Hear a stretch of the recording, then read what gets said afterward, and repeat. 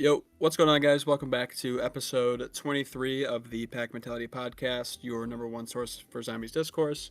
We're already at the Michael Jordan of podcast episodes, Mr. Devi. It's crazy that we've already made it to My this point. God. We're catching up to half a year here, and yeah, crazy. And it's been a blast every step of the way. So, yeah, so for today's podcast episode, we are going to be in the spirit of BO1 and BO2 ports being brought over to PS5, we decided to rank every map on BO1 and BO2 for a total of 15 maps. We are excluding Dead Ops Arcade. I personally am not super familiar with it myself, and Yeah. even just Dead Ops Arcade in general. It's like a fun little side thing, but I know some people are like diehards for it. Personally, can't say that I'm big on it myself, but and then, of course, another thing to note is that we are ranking the survival maps on BO2 individually. So for the grand Gotcha. total of 15, that's a nice clean number there. So yeah, figured this would be a fun little episode to do before the ports themselves actually drop. We don't know when they are. I have a bad feeling that Treyarch purposely vague posted about saying July because they know it's going to be like July 30th or something. Yeah. Um, so still waiting for those. But yeah, it's an exciting time, and we're looking forward to ranking these and hearing, the backlash from you guys in the comments. It's gonna be a great time. Without further ado, Mr. Devi, how about you get us started off with number 15? Yeah. The I at first I thought this was like really easy to rank, and then as you were Yeah, talking about it, like, oh, I'm not sure about this. I was looking at mine and I was like, oh, I guess I'll make some changes too. right. Um, And just as a caveat, we don't know each other's lists. Devi was as sort of hearing me. always. I was vague posting while I was thinking out loud, so I was just like, he Yes. didn't know what I was debating, but Yes. yeah, it'll be yeah. Just floor is yours, Mr. Devi. No, great point. Yeah, so number 15 at the very bottom. I wasn't sure on this, but I'm gonna go with Bus Depot just because it is the most bare bones experience by design. And I feel like there is still a bit of charm to a map with basically nothing on it but a mystery box. It's not exactly the style of gameplay that I prefer unless I'm doing it intentionally in a much more complex map. Like I've done challenges like that on things like Ashes, for example. But I think just the scope of the map, it serves that sort of challenge well, but I'd prefer to do it on somewhere where I maybe have a little bit more room to run around from the zombies and so forth. So yeah, very simply, I'm just gonna put Bus Depot at the bottom. And Trobsy, what is your number 15 here? It is Bus Depot as well. Yeah, to your point, super bare bones. There's nothing to do on it. Like you're already bored out of your skull on like round three. Um, you know, I've I haven't played it in forever, but that's for good reason. Anytime I would hop on, like when BO2 drops, maybe I hop on for a game just to get the full mind-numbing experience of Bus Depot. But you know, there's nothing to it really. Nobody really regards it highly at all, so it's also number 15 Yeah. for me. What's your number 14, Mr. Devi? Yeah, number 14 follows suit. It's gonna be Farm, and actually, I was unsure about whether or not to flip the spots between Farm and Bus Depot, just because, like I said, I feel like Bus Depot does have a charm of being so completely bare bones, and to me, Farm sort of feels like that middleman where you're in between something with nothing and something like Town, where you really do have pretty much all the bells and whistles that you can in a Black Ops 2 survival map sort of thing. So I was unsure, but I really do love the aesthetic of Farm, and I think it's just such an iconic spot. It's an iconic box location. So for those reasons, I did put it slightly above Bus Depot. But what about you, man? Yeah, mine was Farm. Number 14. Crazy. We promise, guys, our lists will deviate as we climb up here, I'm but I'm sure. yeah, I mean, it was basically just like you're just splitting hairs between two nothing burgers essentially. To your point, I guess Farm does have a little bit more of like an iconic box location, but there's nothing much to do on both maps. Like I said, you're just bored out of your skull by round 3. I was also debating. I don't know why I was debating. I was like, who cares? Like, what order I put it at 14 and 15? But yeah, there was a little bit more to farm, so I did end up slotting it in at my number 14 spots. Moving on to 13, Mr. Debbie. What's your 13? Yeah, we're running through these quick. I feel like these very simple maps, they kind of speak for themselves, and like by design, there's not a lot to them. So Yeah. uh, Yeah. number 13 for me, it also follows suit. It's Town. Oh, Something no. else. To be fair, the next one up, which is a full map, was going to go into this spot, and it Okay. only edged out Town for one specific reason that Okay. I'll get into. But yeah, Town, like the most iconic survival map in Call of Duty Zombies. Like, Mhm. I've heard people that, like, if you've never played Zombies except once or twice, it was either on Kino or it was Town. Mhm. And like, it obviously has perks. It has Pack-a-Punch. It has Tombstone, which if you're in co-op, you can utilize to get all, I think, 6 of the perks on the map, which is cool. Yeah, just super iconic location, iconic Pack-a-Punch location. Yeah, Town was always a great deal of fun for a very casual, simple experience, and I just don't think it stacks up to full Zombies maps, and I think that's like fair to say. It obviously Yeah. has its place as a survival map as it is, but I can't put it any higher than that. It almost beat out my number 12, but Okay. I'll give my case on that in a moment. But what about you? You're not gonna believe this. My number 13 spot is gonna go to Town. Crazy. Yeah, survival maps, they don't do it for me. I could just pick a room to stay in on a bigger map and have a much better time if I really want that like survival experience. But yeah, it's a little bit of a level above Farm and Bus Depot. I think that's sort of a unanimous agreement among the community. Yeah. The Pack-a-Punch being in like the middle of the lava is cool. Obviously, it is the most iconic survival map that we've gotten, and yeah, it's just like a souped up survival map. So it comes in at number 13 for me. Not too much to say. Iconic, but definitely not my type of map. So Yeah. I should say before we move forward, like my criteria, if you can even call it that, for this is a little bit of everything. It's not based on anything in particular. Like, I am figuring in like the intended experience. Like, so for survival maps, they're meant to be simple. So I'm grading them as such. It's just that to me isn't necessarily yeah, enough. yeah. So with that said, my number 12 is gonna go to Kino der Toten. Ooh. I, as I said, I almost put Town above it. The only thing that gave Kino a slight edge is the Nova Crawlers, because I think they are a very cool enemy that Mm-hmm. I'm sort of glad we don't really see anymore as much. We see it in different ways, like the Plague Hounds and the Rad Hounds and things like that in Spirit, but for the time it was such a neat thing. It was the first special enemy outside of Hellhounds, but I think, yeah, Kino just is a very simple sort of full map experience, and I don't see myself going back to it other than nostalgia purposes, or to like show someone what Zombies is kind of like, because it is good for people getting into it, and it's of course extremely iconic. It was my first map ever, so I had to put it above the survival maps at the very least, but I think everything else in BO1 and BO2 just stacks so much higher above it. But Mm-hmm. with that said, what is your number 12?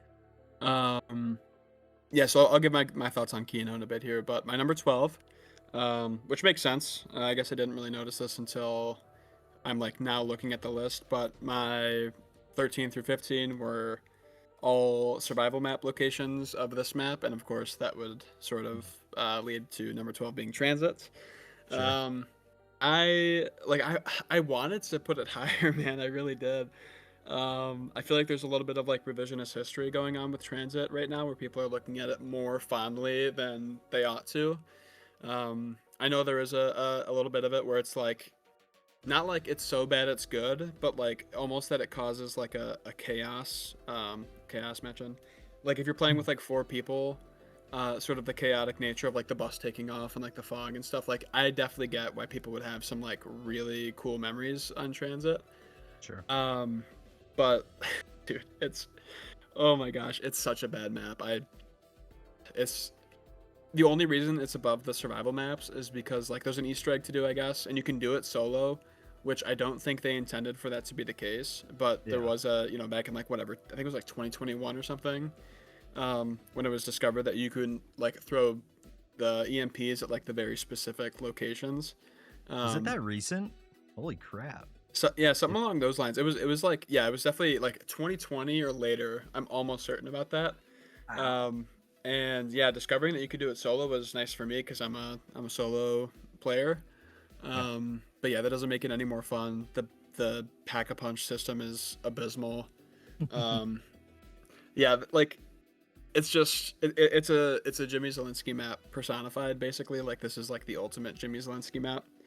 Um, but it just doesn't do it for me. I wish I liked it more, but it has so much going against it, and I can't really say that there's anything going for it, other than the fact that it's so bad that it's iconic. And thankfully, Treyarch sort of improved upon it with Ashes of the Damned. Obviously, they're not all that similar, but it's sort of a spiritual successor to it. So, yeah, Transits, one of the maps of all time for sure. I'm gonna have it slide in at number 12 for me. Um, yeah, what are your thoughts on brief thoughts on Transit, and then you can get into your number 11, Mr. Devi. Oh well, it's crazy you mention that because my 11 is gonna be transit. Yep. I extremely controversial, one of the most controversial. Um, I enjoy transit for I would say a pretty specific reason that I feel like gets overlooked. Obviously, transit has plenty of flaws, and I'm waiting for like one of the billion like remasters in BO3 mod tools like Yeah. to come out just so I can see it in a much better light. But as it is, obviously the flaws with the fog and the denizens and the jet gun and the pack-a-punch system, it is a lot going against it. Yeah.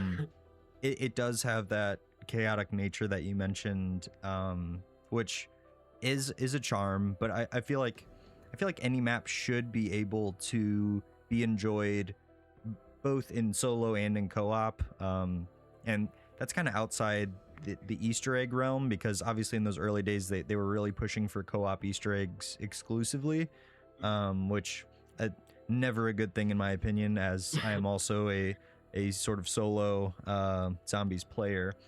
But as someone that's less focused on the Easter eggs, one of the big highlights for Transit to me is just the theming and the underlying story through the radios and all that, like coming right off of Moon. That stuff was always so intriguing to me. Yeah, that I believe it or not, I would probably put Transit and Kino on two different tiers entirely. Ooh, okay. I just because like the theming and the story behind it are that strong to me. Mhm.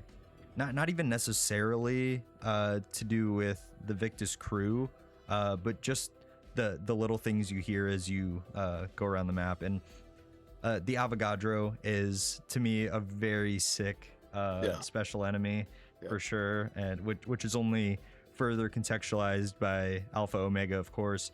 But the Victus crew are pretty darn neat. I've grown to appreciate them more and more over the years. Yep. But I feel like that's as much glazing as I can possibly squeeze out of Transit. Real quick, Yeah. I would just add to that. I also think just a point for transit. Those like hidden areas in the fog. I think have that's that is so charming. I think that that's like a one of the small things that they did. That's actually really cool. So I just wanted to add that in before you finished up. No, yeah, that's a great shout, and I totally forgot about that. And it's actually one of the things that I feel like people were missing a little bit when Ashes came out, Mhm. because Transit sort of set that precedent of secrets in the fog, and Ashes didn't really do anything like that. Obviously, you can do stuff with like relics and so on and so forth, but yeah, that's as much as I can give to Transit. I think it's as high as I could possibly put it. So yeah, with that said, that's my 11. Yeah, what about you, Shorbsy? I will say, I'm kind of surprised you didn't have I thought you were a transit guy. Maybe I'm misinterpreting, but yeah, for some reason I was thinking you were a transit guy. But um, yeah, with that aside, number 11 is the final survival map in these rankings, and it is Nuketown Zombies. Um, Ah, we almost forgot to include Nuketown Zombies. I personally forget about it so often, yeah, and yeah, it's just like it's a fun survival map. Obviously less sort of iconic than like Town stuff like that, but um, it's I think it brings a more fuck. Shout out hey Shelly. Thank you Shelly. for tuning in, Shelly. We appreciate you. Um, brings a more um like replayable like gameplay loop with like the random perks.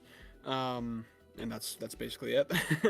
But like things like the M27 I think are fun to get. Like the map specific guns, just in general in zombies. I think they need to do more of that. Obviously, we're getting like legacy weapons and stuff, but that's sort of a side note. But the M27 I look at very fondly, and the fact that you can only get it on Nuketown I think is amazing. Like I said, the random perks, just the location in general, the fact that we were playing zombies on Nuketown for the first time was crazy.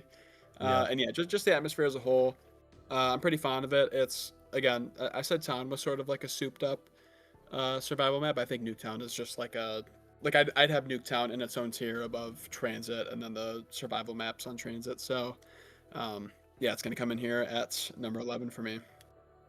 Absolutely. I'll give my thoughts on Nuketown surprisingly quite a bit up as the Okay, person who okay, cares a little less about Easter right. eggs and all of Oh, that.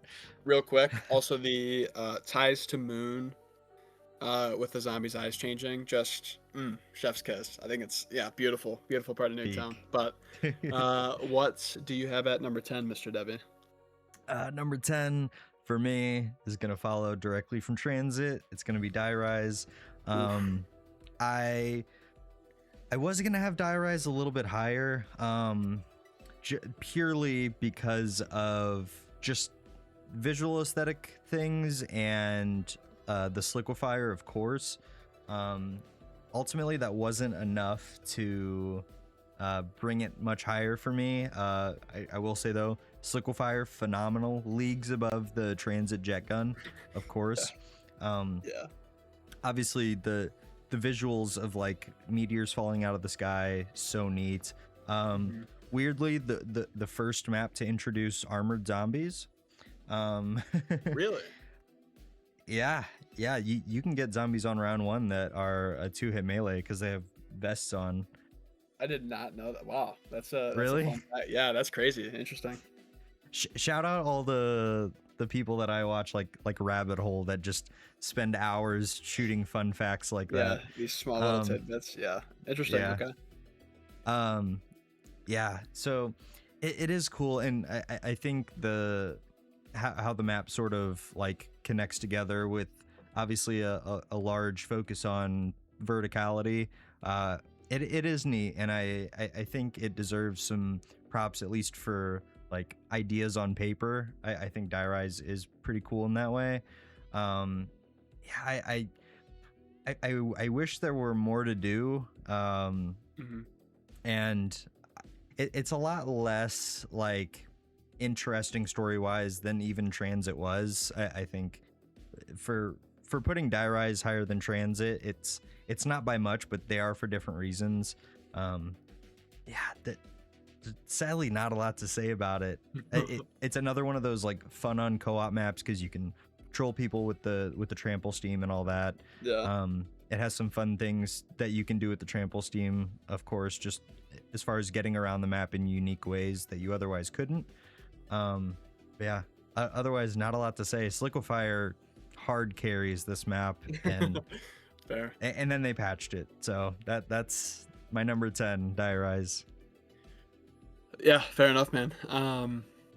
All great points that you mentioned. I'll give my like full thoughts on Die Rise in a bit here, but definitely one of the maps that I'm more excited to play, just because I'm less familiar with it than like Origins, stuff like that. Yeah. Definitely gonna be sinking my teeth into it. It's gonna be one of the first maps that I play when we get these ports over. Hell yeah. So number 10 for me is the map that was actually supposed to be on World at War, and that is Kino der Toten. To your point, the most iconic zombies map of all time. I have friends who don't play zombies anymore, and I've heard some crazy takes from them that like anything that's dropped since like BO2 is worse than Kino. Just crazy like off the wall takes, and of course like your person that isn't like a loser like me is gonna think that kind of stuff, like that hasn't like got into all the like alien lore and stuff since BO3. Yeah. But Kino, it's a fun map. It's nothing, nothing too crazy going on. Of course, brings us one of the greatest zombie songs of all time in 115. The Pack-a-Punch system is a lot of fun. I remember my first time playing it. I mentioned this before. I thought linking the teleporter was winning the game. Like I thought we were just getting out of there. That's the quest. Yeah, we did it. We did it, fellas. But yeah, the teleporting system's fun. I loved the whole like addition of like teleporting to secret rooms. I think that's an amazing thing, and I'm glad they. I would say it would be sweet if they brought it back, but they did with Totenreich. It'd be even better if they continued to do stuff like that. But yeah, like the film reel stuff, there's just like subtleties to Kino that I think give it a lot of charm. And I guess I wonder if the community maybe swung too far in the direction of saying that it's overrated. When I do still feel like it has a good amount of charm. Like, dude, looking at those canisters of like the crawlers, man, like I don't know, man, Kino just gets you thinking. Yeah, just like right now I'm like convincing myself that I like Kino more than I probably actually do, but there is some charm to Kino. I do appreciate it as a map. Introduces the Thunder Gun. Like, how could you not appreciate it for that alone? So yeah, Kino's gonna come in at number 10 for me. I do appreciate it. It's a good map. I gotta say, yeah, you're bringing up some stuff that I didn't necessarily take into account. So Kino is rocketing up your list to number 1. No. No, yeah. Insanely iconic Pack-a-Punch location, and you brought up the secret rooms, which so damn neat. Thunder Gun, didn't even bring it up, but I don't know. There's like a push and pull when it comes to like one-shot wonder weapons for me. Like, obviously I know it's something you've been begging for all year, that we haven't really gotten. I mean, the Necromancer, those hairballs, those go crazy. They're pretty darn good. But not exactly what you had in mind, I think. What I meant, yeah. Yeah. But yeah, just Kino does have a lot of cool little subtleties to it, like the empty portrait painting. The one of the scariest things in Zombies to me was always the knocking when you're at that one barrier in the dressing room. Yep. That and just Dude, like stuff like that, man. Just like no clipping into the box because people said there was like a zombie or a crawler in it. And yeah, the canisters, I feel like strangely, like the canisters to me in the original BO1 Kino, like they didn't look like crawlers or zombies to me. Like people theorized that they were like aliens or something.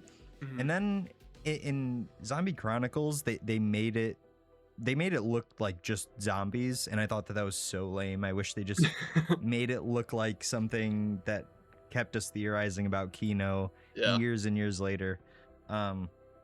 But no, you do bring up a lot of good points. I think I'll still keep my ranking where it is, Okay. but you're absolutely right in pointing out that there was a lot of mystery and intrigue around Kino at that time, which to this day to me is still really cool, and it's very 100%. nostalgic. So Yeah, yeah. So yeah, that's my number 10. It is time. We are officially into the single digits here, Mr. Debbie. What's your number 9? it I'll say it hurts me dearly to put this map this low Oh no. because I have been such a like upholder of this map for so long. It was such an important map to me in my journey through zombies and Call of Duty as a whole, and that is my very first DLC map, which was Ascension. Okay. Um, it was that was like a time to me that like I didn't even like fully realize what DLC was. Like, what do you mean? And we are like, because I was playing multiplayer at that time too. Like, what do you mean we get more multiplayer maps and a new zombies map? Like, what? And then you see the trailer and there's monkeys and stuff. Yeah, Like dude. that. It was such a like. Yeah, I'll gladly beg my father for $15 because this sounds so cool. Yeah. Yeah. Yeah, Ascension. It definitely has flaws. It is very facility map, but I do think they did a lot of fun stuff with. Obviously, the first thing you notice is like the color from black and white to full color when you turn the power on. Yeah. Amazing touch. Great, like spawn room with the centrifuge, which. Until you know what it does, will definitely take out anyone on their first game. Yeah. The monkeys, the monkeys are so obnoxious. Like it's a map you can rarely, if ever, like have all the perks on. Like even in Zombie Chronicles, if you pop a perkaholic, like you can't hold on to it for long, you know. Right. So it is a cool map, and there's a lot of like small things too, like being able to destroy the rocket once you launch it if you have a ray gun. For I think it's a double points, maybe a max ammo. Pretty sure it's a double. Yeah. Yeah. Super dangerous pap location, which I love. I love things, and we were calling for it in Reckoning, like put Jug like very deep into the map to make it hard to get to, and sure enough they did, which is cool. I like having the progression be something like that. Like the best stuff is hard to get to, but it is quite simple. It is even with all of its color in BO1, it is still pretty muted. The Matryoshka dolls are pretty darn cool. Unique And equipment. Yeah. Matryoshkas and the Gersh device, which that very sick. It introduced PhD, Stamina Up, two most iconic perks like that they've come out with since the OG4. Yeah, Ascension is a very like push and pull. There's a lot going for it and a lot holding it back, and Yeah. I think over the years I've soured on it slightly. I've seen its flaws kind of come to the forefront a little bit more, but I still do dearly love Ascension, and it is a very, very fun casual experience. Yeah, very well put. My number 9 is Ascension, so I'll just sort of jump into my take of it. Yeah, dude, to your point, the quote at the beginning of the game that starts off just amazing, just an amazing. Like I just hear it in my head. Like obviously that on top of the centrifuge spinning around, and to your point, everybody gets down by it at least once. Yeah, just dude, it's so iconic. I love it. I remember it was the first like little squeaker Shorbzy. I guess I'm still a squeaker. But little squeaker Shorbzy, like my thing back then was like the like out of bounds like glitches and stuff. Like that was like my thing, dude. I could not get enough of that. First one I ever did was the lunar lander glitch on Ascension. Yeah, dude, I absolutely adored doing that every game, and then they patched it, and I was like devastated. But yeah, to your point, like introduces two new perks, two new like tacticals, I guess. And like it's all fun. Obviously, like the monkeys being brought into it was our first ever it was our first ever like change up from, I guess technically the Pentagon Thief was the first ever like change, but um Oh that yeah. just feels that I guess that just feels different. Um but yeah, the monkey's very different, very unique. Rewarding you for being able to like properly protect your perks, but at the same time it's kind of a curse because then you get more perks by getting a perk Yeah. drop, and then yeah, so it's sort of a give and a take there, but yeah, I mean, blowing up the rocket with the ray gun is another one where it's just like I feel like throwing that in there was just them knowing that like we were going to be stupid and like waste a mag of the ray gun on the rocket. Yeah. And then they were like, we'll just give them a double points, and I think if I'm not like that's a step for the egg, right? Like do you have to blow up the rocket in order to progress through the egg? I don't know. I don't think you have to blow it up. You just have to Okay, launch it for power. right. Okay. I thought I heard that, but yeah, maybe I'm wrong. But Which makes it regardless, more charming to me. right? Yeah, just a fun little thing that they added. Yeah. But yeah, overall, I mean, there's not much to it. I guess you could say it's the first main quest in Zombies, so I gotta appreciate it for that, of course. But yeah, super easy, just not like particularly interesting in terms of like Easter egg stuff. It's a super short quest, and like the areas are all massive and easy to train in. So Yeah. definitely a very like beginner friendly map. But yeah, similar to Kino, has a lot of charm to it, just like small subtleties that you appreciate, including like the power, just like being unsaturated, and then when you turn on the power, it like the map becomes saturated, I guess, as much as it can, even though it's still a pretty dull map when you turn the power on. Yeah. But no, it's fun. It's a good time. Definitely going to be playing that when we get the ports here. So Ascension comes in at number 9 for me. What do you have coming in at number 8, Mr. Debbie? Yeah. I want to say too, Ascension, no new wonder weapon, so it's like it kind of hurts. Thundergun's back. Thundergun's cool, Yeah, but you know. just Uh reused slop is what we got. they were getting us early on with that. This would be number 8, right? This is yeah. So yeah, this is your number 8. Number 8 is number 5. It is 5, the Okay. Pentagon. Yeah, 5. At first I had I think below Ascension, but then I remember the Pentagon Thief, which so cool. What a One of my beauty. favorite special Yeah. enemies ever. Yeah. Obviously iconic crew, iconic location. You're definitely like a naysayer of classified. Would you would you at least say that if they brought back like the Pentagon Thief, like it would move up for you? Oh, it would add some charm to Classified. Like my issue with Classified is I feel like it's just a neutered version of 5 in my opinion. Yeah. Yeah, but go on. Yeah, the Pentagon Thief, he's the go. Yeah, 5 was I love that I did not complete the campaign to play 5. I just put in the code into the console. Because I was way more worried about multiplayer and zombies than I was the campaign, which iconic campaign BO1. Yeah. But yeah, I love the labs. Obviously, I'm sure you probably remember the whole thing with the pig, all the different rumors about what killing the pig or leaving the pig alive would do. Are you familiar? Yeah. I've seen. What did you hear was the thing?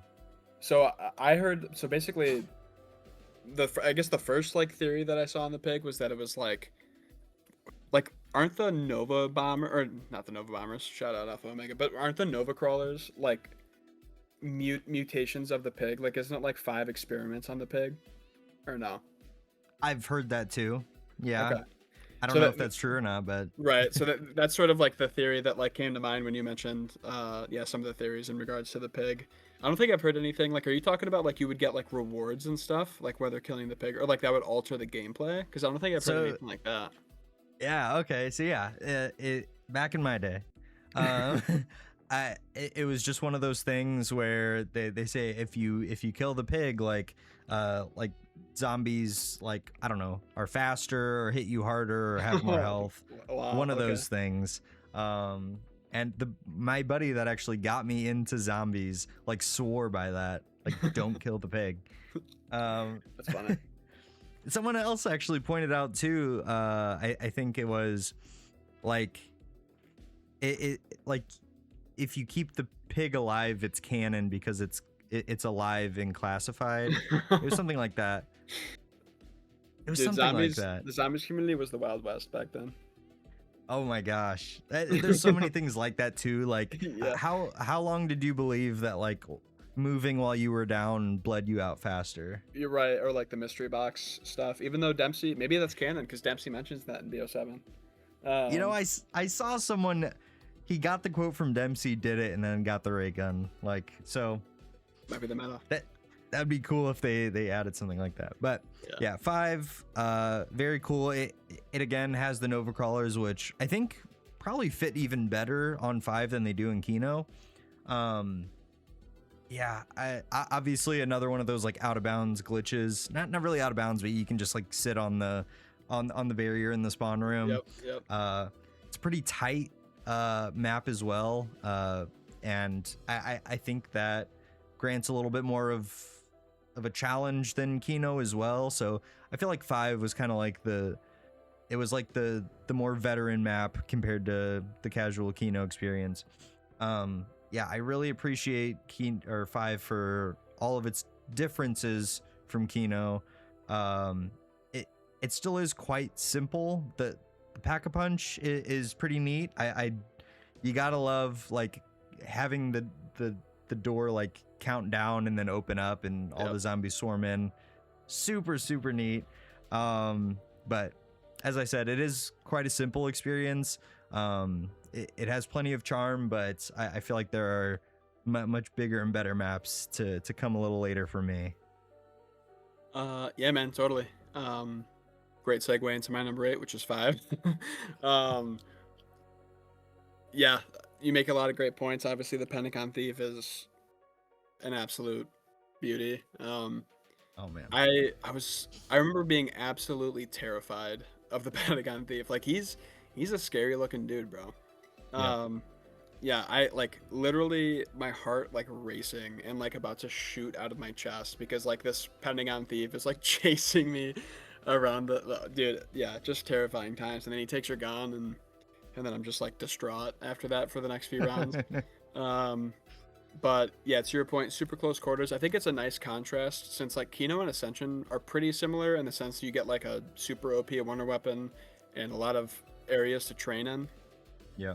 More so on Ascension, Kino, you get like the stage and stuff, but 5 does the inverse. It gives you like the narrowest hallways you can imagine, and you get a freaking Nerf gun as the wonder weapon. Winter's Hell, super cool in concept, but definitely could have used a little bit more pizzazz to it.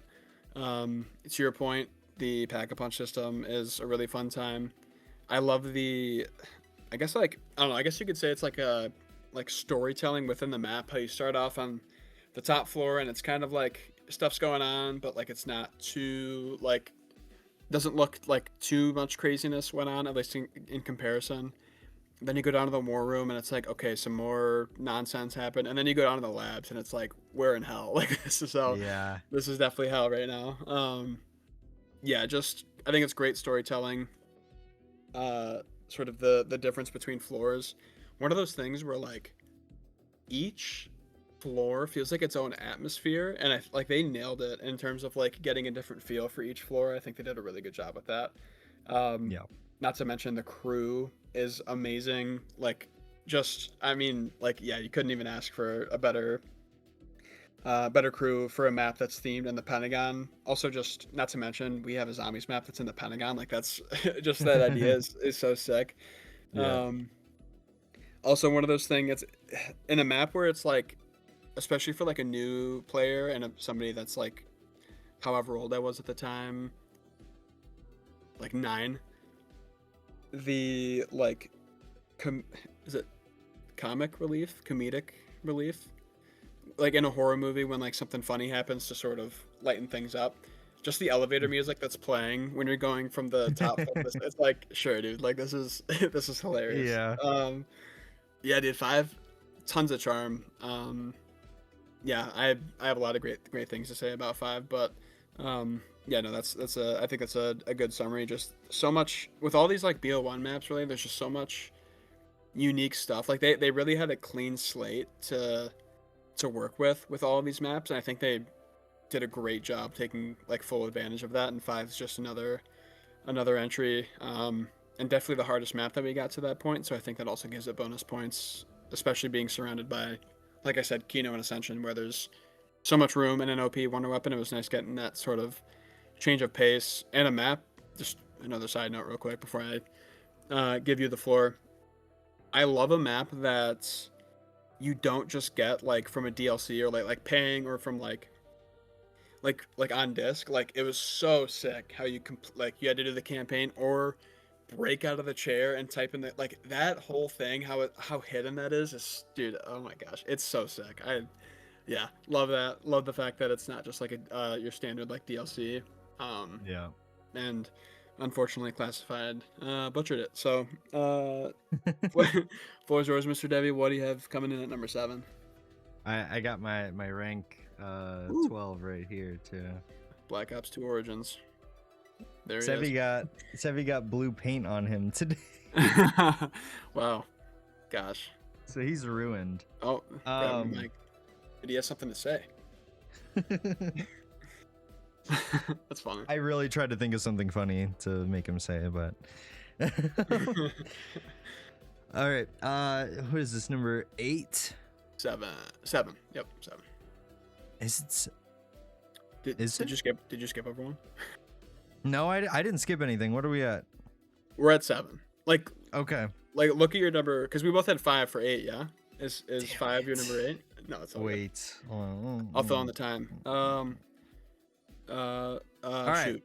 7. Number Never 7. mind. I couldn't think of it. Number 7 is the peakest peak of all peak. It's Nuketown Zombies, bitches. Yeah, love Nuketown Zombies. Oh, it's so good for reasons you already mentioned. Obviously, the biggest thing is the ties into Moon. Such a neat concept to even like do, especially like because like this map came out like I guess it would be closer to like only a year after Moon came out, but to be like, yeah, let's have the launch map take place directly following that, but also this little side thing that is tangentially related to both the ending and the launch map. So damn neat. The little thing with the eye color change. Oh, I love Nuketown. Obviously super iconic placement back when it was original. The perks in Pack-a-Punch, the biggest strength of that, of course, is how replayable it makes the map. You can have a really simple time. Like I don't know if I'd ever call Nuketown necessarily easy. Like if you're good with movement, Nuketown is pretty easy. Yeah.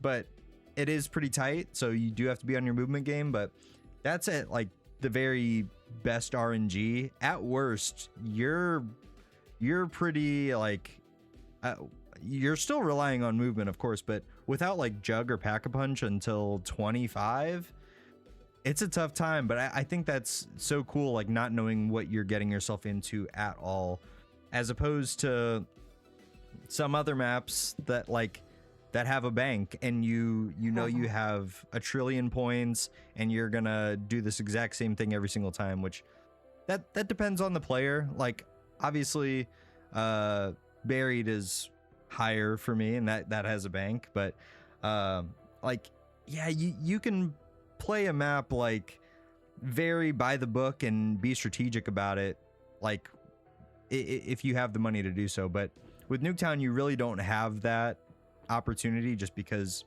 so much of like the core experience with the perks and Pack-a-Punch are random. I absolutely love that concept. Yeah, it's by far clearly my favorite survival experience of Black Ops 2. And I think it deserves a little bit more love. And like you and I did and often do, we forgot about it when we were ranking, Yeah, and I think other people kind of do too. And I think we really need to we need to rise up and realize that Nuketown Zombies is peak in all three of its forms. But absolutely, that's dude. a conversation for another day. I'm so glad you brought that up, and I'm so glad that you actually nipped it in the bud at the same time because I was ready to go in on Alpha Omega, but we will save that for another day. No, great points. I like that how you sort of matched it with like the launch map in Transit as well as the end of the previous game in Moon. Yeah, dude, it's for survival experiences. It's hard for me to like really get behind a survival map, but Nuketown's one of the maps that I'm definitely more fond of than the rest of them. It's one of the best survival maps of all time for sure.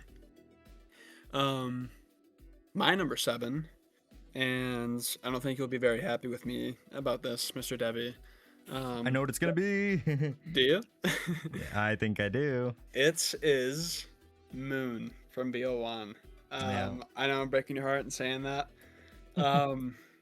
Which I mean, it's at number 7. It's the top half of my list, so There you go. not much. I'm not slandering it. It's definitely one of the most divisive maps in Zombies, and I think for good reason. Which I will say, I think it's actually like that is a good thing. I think having a map that's like a lot of people's favorite, and then a lot of people's not least favorite, but like very polarizing. Like you're at the end of the spectrum on both sides for a lot of people. But dude, Moon, it has just so much going for it. First of all, it's on the moon, self-explanatory. Love the fact that we get like, I think they did the alien theming really well. Even though I'm personally a fan of BO3 Moon more, the isolation feel that they give you when you're playing the map is insane. Like they Yeah. do a really good job of making you feel like you're truly alone on the moon. Wave gun, amazing wonder weapon. Love that you can split it into two as well.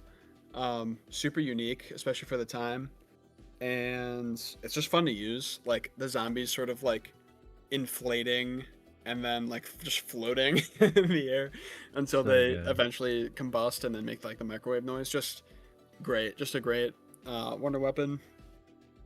The astronaut, of course, is hit or miss for a lot of people. I think it's fun in the sense that with BO1, a lot of the stuff they were trying to go for was like they were sort of still on like the scary side of things with zombies in BO1. Yeah. And I don't know if it's a programming thing, but I swear every time I run into an astronaut, it's in those little corridors where the door just opens and then I'm getting grabbed and headbutted and then teleported somewhere. So while frustrating at the time, tons of charm to the astronaut. That's before we even mentioned the QED. Just an insane tactical. Like, even if I don't hate it, but even if I did, I would have to just tip my cap. Like, I would have to give it the props that it deserves. One of those wonder weapons where Treyarch, I think Treyarch just like sat down and thought of like, what's all the things we could possibly have a tactical effect on the map, Yeah. and they just threw it all in the QED. Absolutely adore that. I think we need more stuff that's kind of just like helps you around like every aspect of the map and could give you good stuff, could give you bad stuff. It wasn't even guaranteed you got good stuff, which is incredible. Yeah. Yeah, the switching of the perks and spawn, I think that's amazing. The spawn like concept where you could stay there as long as you want. It's sort of like a risk versus reward thing. You could pack a punch on round 1 if you wanted to, but it comes like with the risk of obviously going down because the zombies get more and more dangerous as you go. But yeah, for all the great things that I could say about Moon, not to mention the excavators. It was on BO3 to be fair, but watching the excavators roll in from outside of like the playable space and then they just do this just gigantic, absolutely towering over you and then coming down and obviously like closing off some of the tunnels. All great stuff, like just amazing stuff going on with Moon, and it's at my number 7, so obviously it's not like too high or too low. It's sort of in the middle for me. That Easter egg, man, my goodness. I'm actually pretty fine with like RNG in the Easter egg. I actually think we need more RNG and like the more modern Easter eggs. I think taking that away takes away the spice of the game a little bit. but at the same time, Moon was just ridiculous. Like I don't find the quest to be much fun at all. I feel like it's a lot of just random interactions stuff. Yeah, I don't know. It doesn't do it for me. Um, yeah, I don't know. It's just a poorly made quest in my opinion. Very RNG heavy, too RNG heavy. One of the few maps that I would say that about. Yeah. And for a lot of people, that is the gripe with Moon, and that's mine. And that's like the one thing that really brings it down compared to all the amazing things that I just pointed out about Moon. So it sort of balances out to being number 7 for me. I will say overall, I do. Obviously, it's, for a few maps now, I love all the maps that I've said, basically after Transit. And yeah, Moon's no exception. It's very, very unique, and I have to give it props for that. So that is my number 7, Mr. Devi. I'm sorry for breaking your heart a little bit there. That's okay. Moon lovers, I got you in a few. He's got you, bro. The biodome as well. Just a side note, the biodome, so sick. But go on, Mr. Devi. Yeah. Number 6. I'm gonna give it to Shangri-La. Another very polarizing, very controversial zombies map. Like, you just got to start off by saying gorgeous. No matter like even like when you get the color in Ascension on BO1, it's pretty bleh. But in BO3, it's fantastic. Yeah. But that is not a problem in BO1 Shang. It's obviously elevated even better in BO3 Shang. Yeah, absolutely gorgeous. I've only fallen in love with Pareidolia more since Astra Malorum came out. I used to not love that song, but now like the beginning, like with like the tribal like drums. Mhm. Oh, it's so good. Amazing. Anyways, I do like that this introduced 2 different special enemies, technically 3.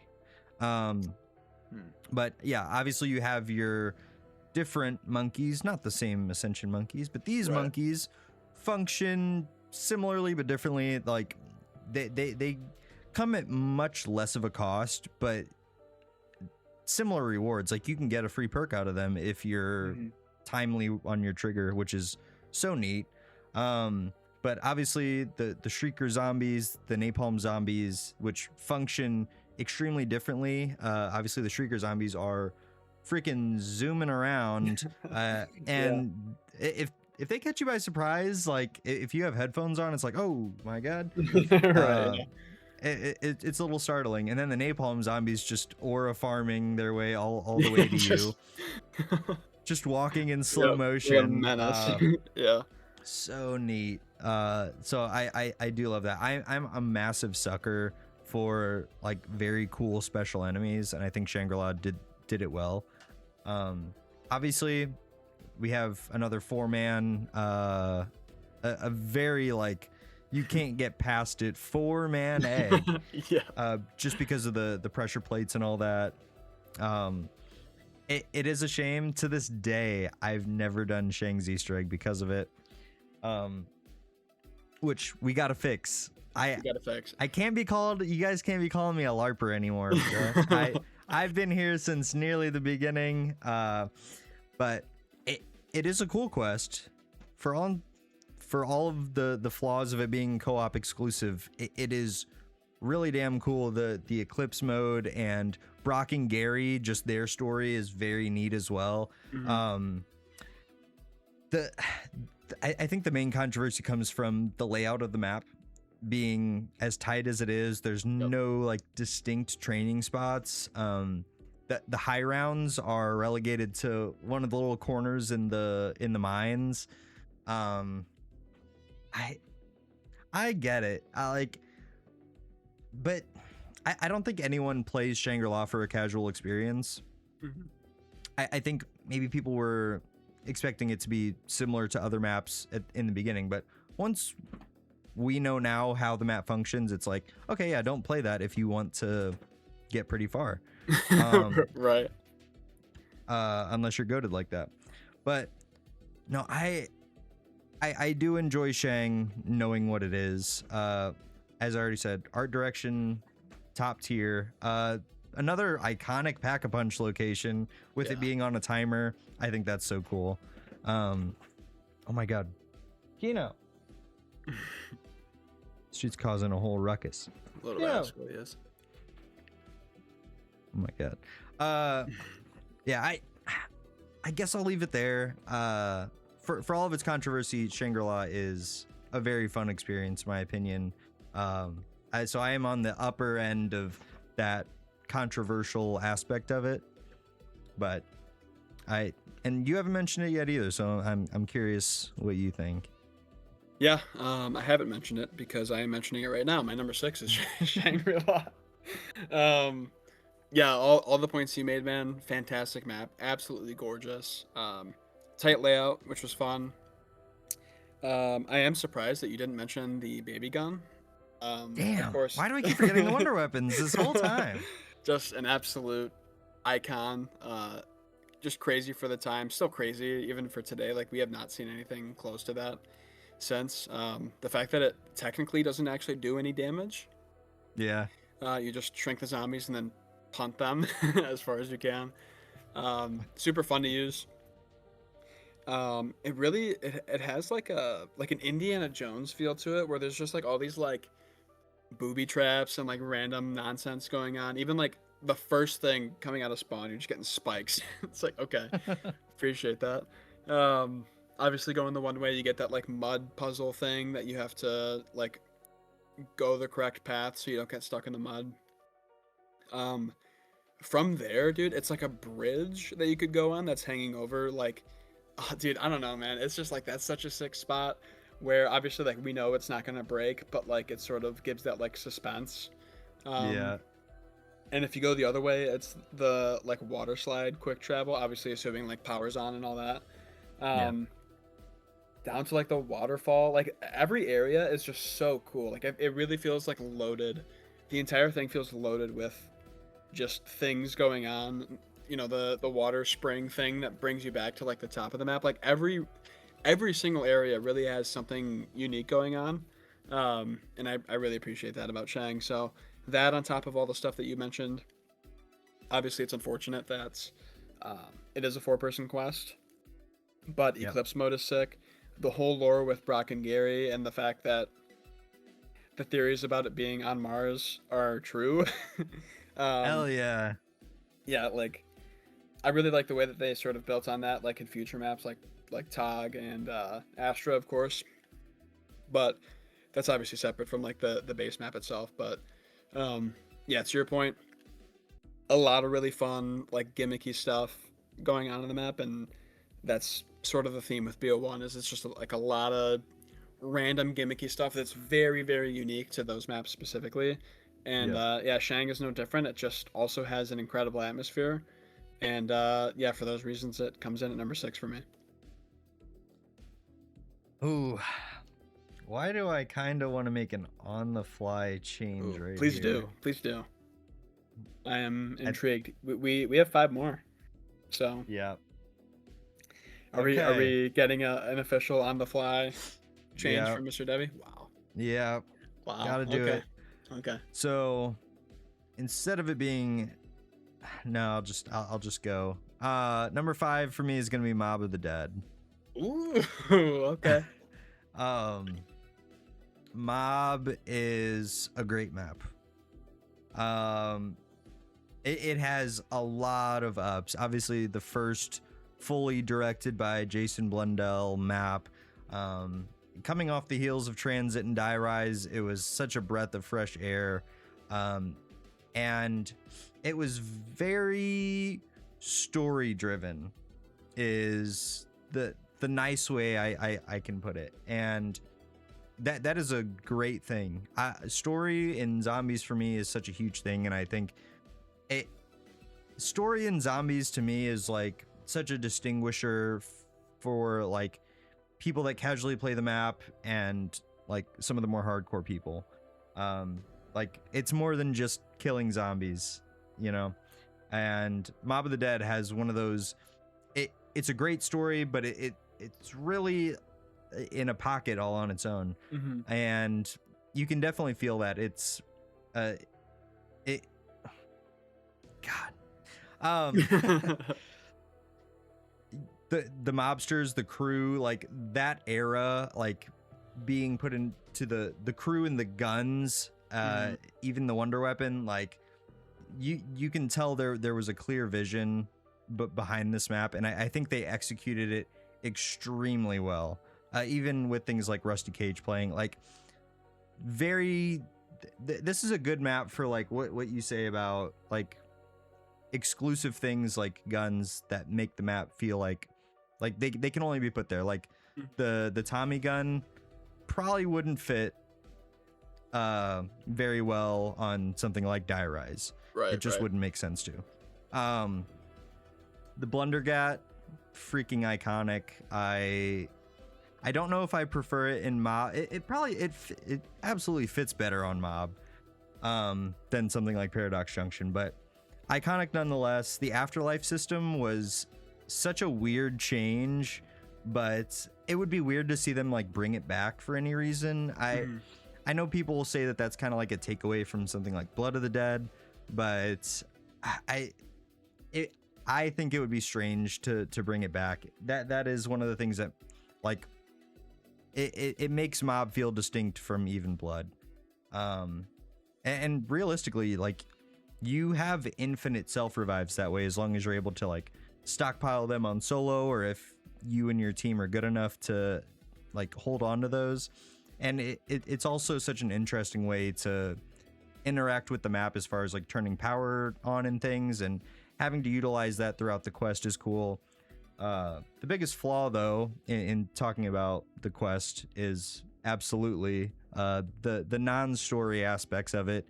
It is short, it's a little bit monotonous having to build the plane 3 times, and even coming from like a non-Easter egg guy, it is such a sore spot. And when people say Mob of the Dead is S tier, I think that is something that I don't think it's overlooked necessarily. That's probably not the right word for it, but I don't know.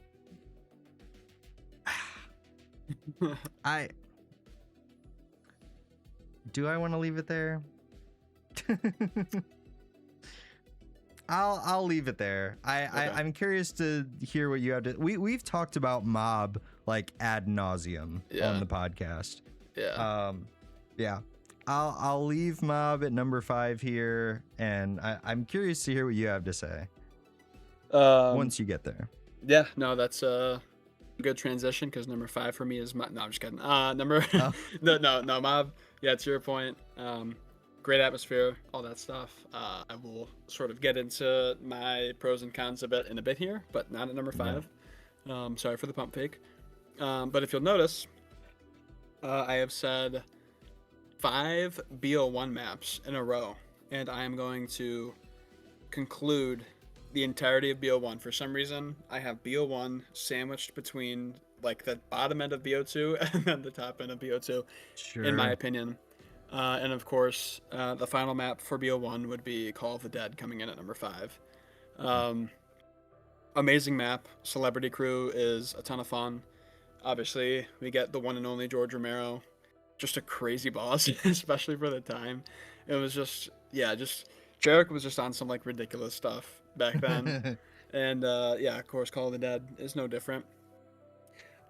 We get 2 map unique wonder weapons, although I can't say that we can really call either one, like they're barely wonder weapons in my opinion. I'm not very fond of like, I know people love the scavenger, I know they love the VR11, and I don't get the scavenger love. Like it sounds cool, it just doesn't do much for me. The VR11 design wise looks amazing. It looks like it should annihilate zombies, and then it just turns them into like some chud, and then the chud like runs away and the zombies chase after him. So it's like, it's funny, it's like a gimmicky thing, which I do appreciate about it.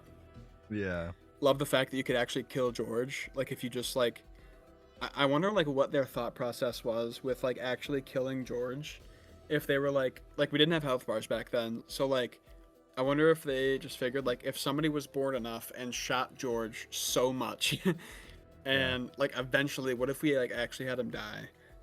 Because I remember thinking that that was like impossible. Like I remember thinking that that was just a theory, and like because it really takes so much damage to like actually kill George. Yeah. Um, that's super fun. Like they obviously didn't have to do that. They could have just made him this like immortal like zombie that just follows you around the entire time. Obviously to sort of um, discourage camping.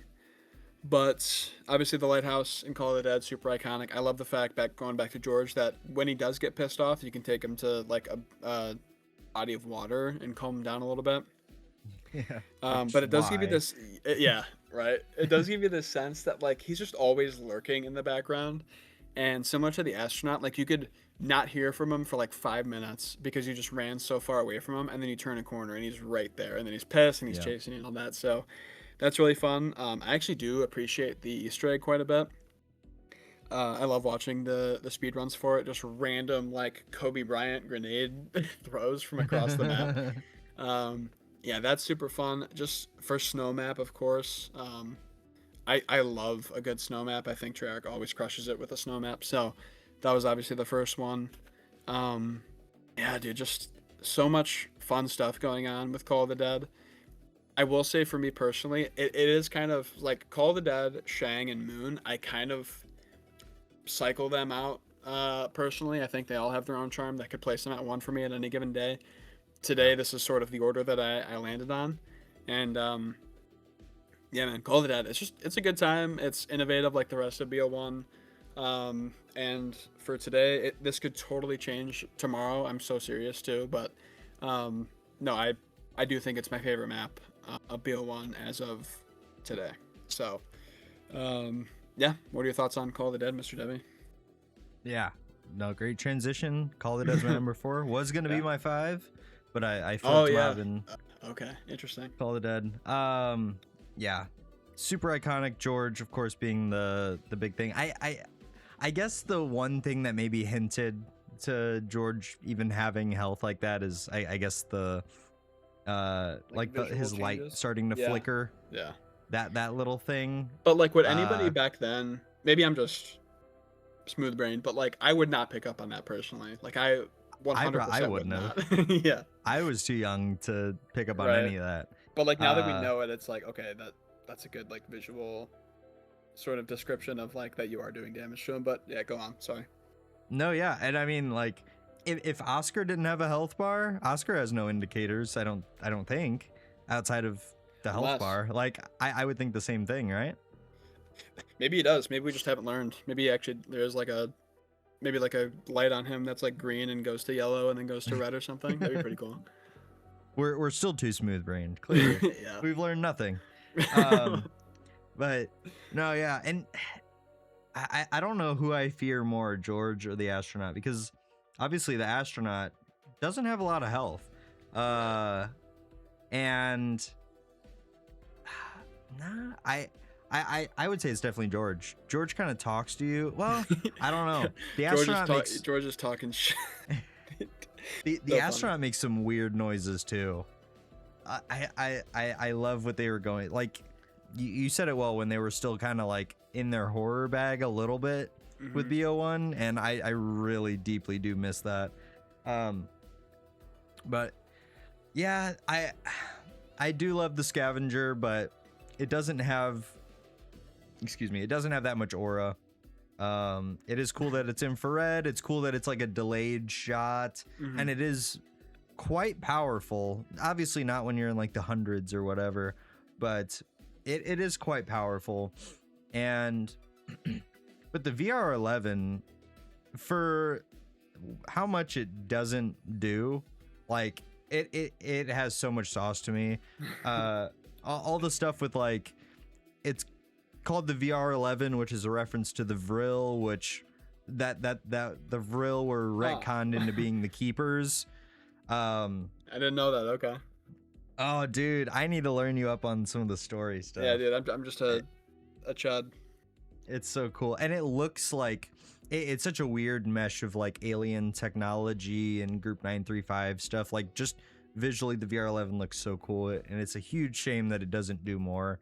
But it is neat. it has the charm of being different than just something you use to kill. And obviously in co-op, it's got that huge perk of if you shoot your teammate, they have insta kill while they're affected.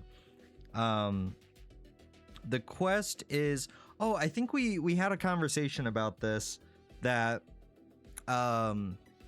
it was whether or not the quest could be completed solo.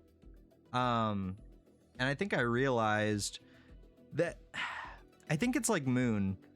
Like in BO1 Moon, you can only get to the point of opening up the MPD, but then they made it so you could go past that in Zombie Chronicles. But I think aren't you like soft locked, because in solo you can't like you can't get the vodka to fall.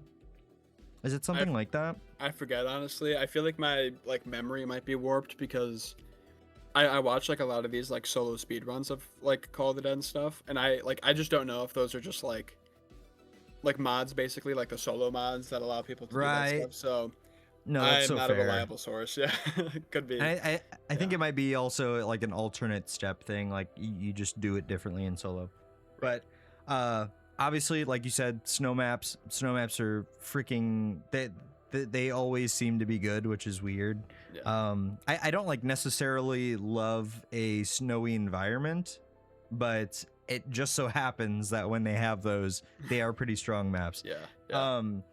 I feel like Call of the Dead, like, to me, it doesn't necessarily have like that much playable space, but the way that it's like interconnected makes it feel much bigger than it actually is, and that's like a pro in my opinion. Obviously they brought back the Matryoshka dolls in this because it is the Siberian facility. The water and the fog can be problems. the fog is like a small con, like it is kind of sucky in the moment, but again, it leans into that horror aspect, and it's dynamic. It's not just there all the time. It does create that eerie atmosphere, especially when you know George is roaming around and you hear him like talking to you like from from a distance. Yeah, dude. I do love stuff like that. It added OG Deadshot, which oh well. The greatest perk of all time. Oh man. Rip OG Deadshot, man. Rest in what a pieces. waste. What a waste of a perk. Oh my gosh. Yeah. But no, yeah. Call of the Dead, super fun. It's a pretty fun crew. Like, yeah, it's fun enough. I like all the actors that are in the crew. I don't think they're necessarily super like neat as a zombies crew. But it is different. It's the first celebrity cast, excluding like 5, because that definitely wasn't them in the booth. No. So, Jesus. So that is neat. Yeah, I guess that's all I have to say. You did a very good job at like covering the main bits. Yeah, I will say intro cutscene is very charming. I'm a big fan of the intro cutscene. It is cool. Just the whole thing. Yeah, dude, I don't know why I just look back at that intro cutscene specifically very fondly. First map with an outro cutscene as well. Why am I blanking on the outro cutscene? I'm not remembering it at all. It's weird. It's George like sitting in the chair and just like yes, telling you why they were there. Yep. Some of that shit happened right here or whatever. Yeah, dude. Oh, dang. That's actually, yeah. I remember it now, dude. That's so sick. What a great... And it's weird. Like, that takes place after... I don't know. It's not quest related at all. Yeah, it doesn't have to make sense. It's just like a side thing. Yeah, it's sick. It was probably like an alternate intro, and then they're like, no, let's put some music and some action in this bitch. Right, yeah. The story stuff is cool. Because, like, with the radios, like... George had this assistant who actually ventured to Shangri-La and interacted with Brock and Gary after Call of the Dead, like going into Shang. Wow. Dude, the story is peak. I need to get I you gotta, hip. I gotta get brushed up on my. You gotta give me the It's presentation that you gave to Savvy. seriously. No, it gave me such an appreciation for the story so much more. Last thing I'll mention is it is kind of neat that like while you're not playing as the crew, you are interacting with them through the door Yep. the whole time, and they're making all their normal innuendos, maybe cranked up a notch as well. Yeah. But yeah, Call of the Dead, super fun time, super iconic. Yeah, and that is my number 4. Number Yep. 4. Number Hell 4. yeah. So, yeah, my number 4. This is a map that I was just like, I was stunned that I had it this high. For those of you that might be following along at home, I don't know if you've sort of caught on to this, Debbie, that I haven't I mentioned think this map yet. so. I think I was so. stunned. I was like, what? But like when I think about it, and I am fully accepting that I might just be like a prisoner to like revisionist history. But like Die Rise is coming in at number 4 for me. I did not expect that at Wow. all. To your point, Skybox off the charts. Yep. Liquefier, I think it's such a sick wonder weapon. Just the whole fact of like chaining from zombie to zombie provides a unique mechanic that can also be detrimental to you if you're not careful. Yes. Obviously like the trample steaming across like from one building to the next kind of thing. Yeah, I don't know. I just think of like I've seen so many videos of Die Rise, and I used to play it back in the day. Obviously, it's been quite some time, so I do think that there might be an asterisk on this, and it might be revisionist history. But Easter egg seems fun compared to the rest of them. Like again, these BO1 and early BO2 Easter eggs really aren't much to speak of. Yeah. So like in comparison to the BO1 maps, I do have it a step above. Verticality, we haven't seen verticality like that since. You could argue Reckoning. I don't think it's the same thing. Like it's true. Like it's a different verticality. Oh yeah. Like sliding off of like one slab of concrete and like onto the next one and then falling down even more. Like you have to be careful. No parachutes in Die Rise. Yeah, you have to be careful. Yeah, dude. No augments, nothing like that. Yeah. That you can't take fall damage. Yeah, I don't know, man. Die Rise, it really does have a lot of charm for me, and this might be the same revisionist history that I'm criticizing transit lovers for. But like I'm fully accepting that I might be a victim to this, and this could totally change whenever the ports drop.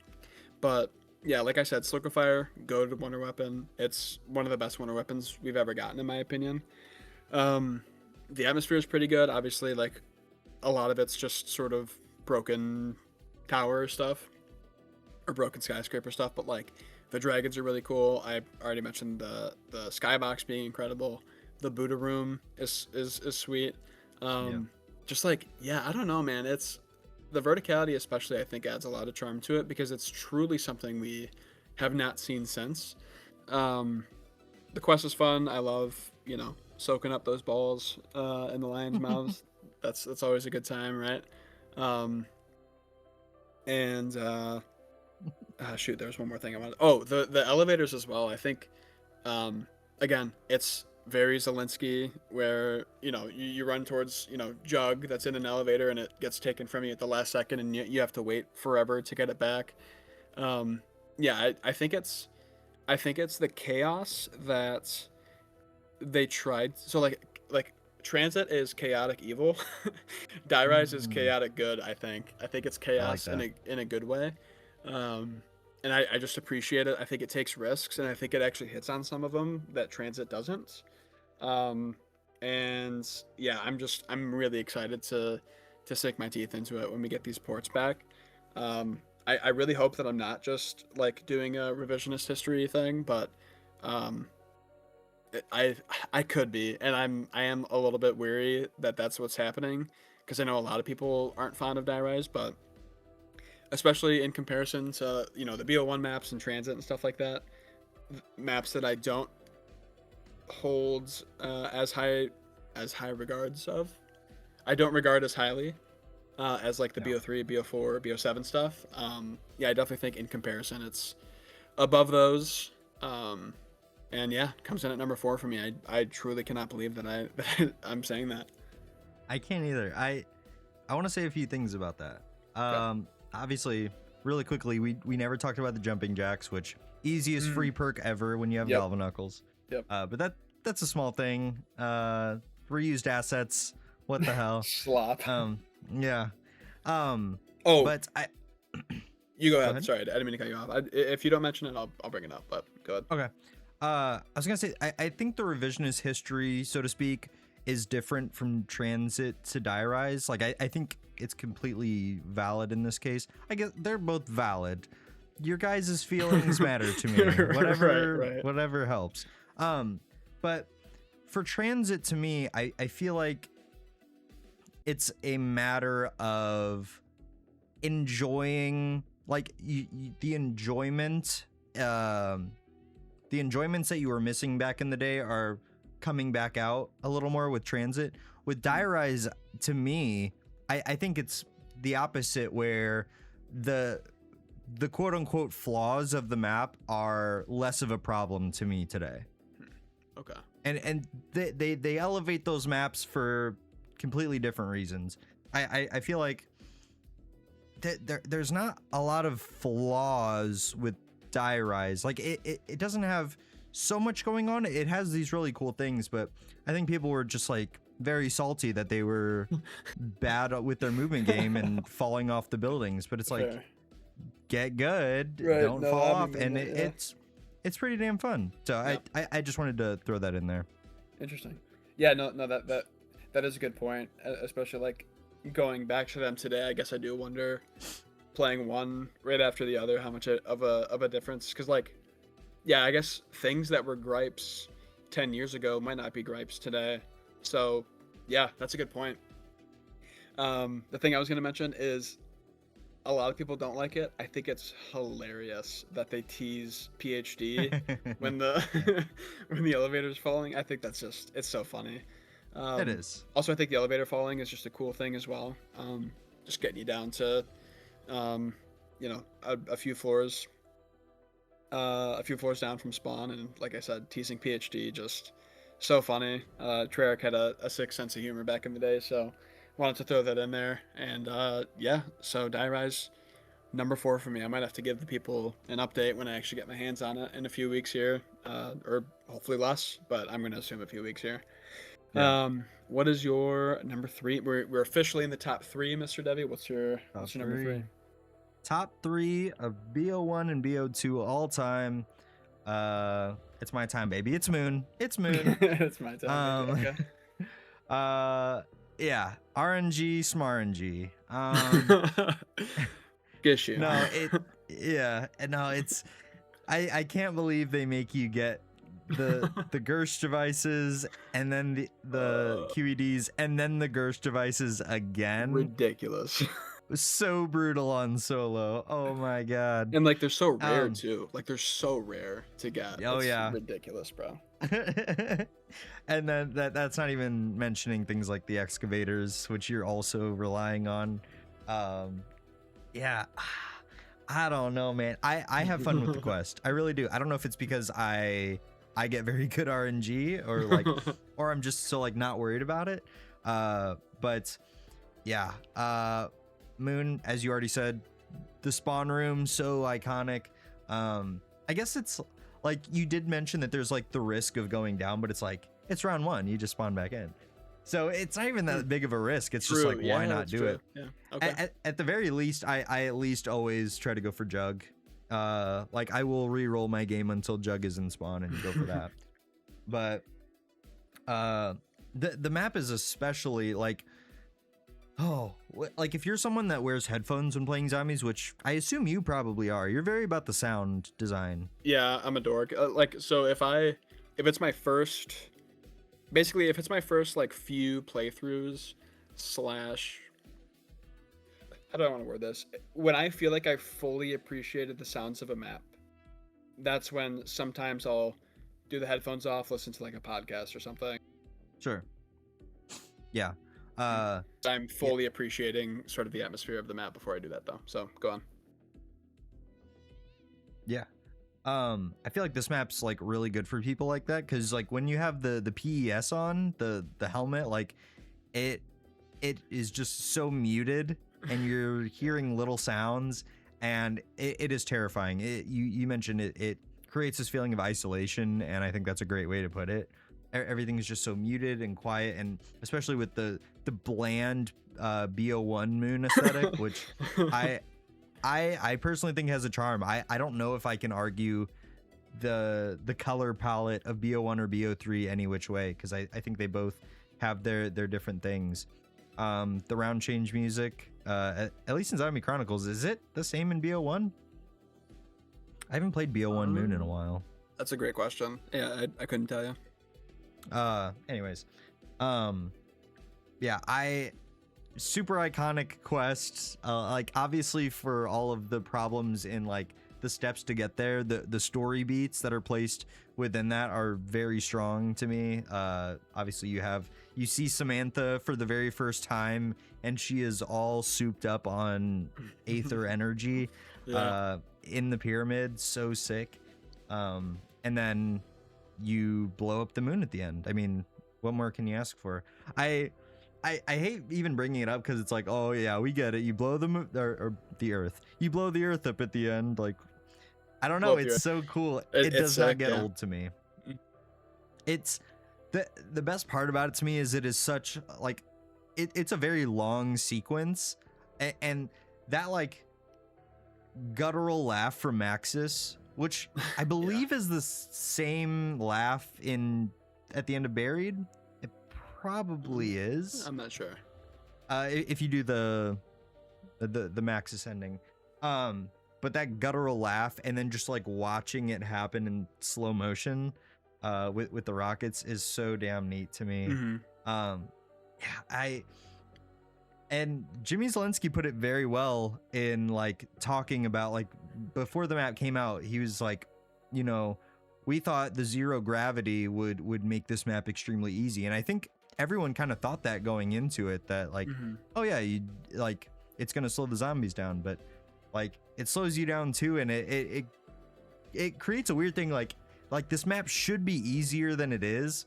But the zero gravity is definitely like a blessing and a curse, and I think it is very fun. It is very unique. Yeah, I have a great time playing it casually or in going for the quest, or you can even do high rounds pretty well on this map, which there are very few that I can handle. Moon is one of them. I can kind of hold my own on Moon. Yeah, you mentioned the QED, which has like 20 billion effects, and anything that didn't make it to the QED is in the hacker, which you didn't talk about. The hacker is insane too. It's very much giving like it's the last game of the map, like we're gonna throw everything at these two things and just say they can do anything. And I love that. Yeah, I guess I'll leave it there. Moon's Peak, number 3 for me, from BO1 to BO2. Yeah, I'm glad you brought up the hacker, because I thought about that while you were going, and I was like, I'm gonna have to bring it up if he doesn't. But yeah, to your point, dude, I think you put it really well, where they were like, it's the finale map, just they get to just random devices that can do all sorts of things.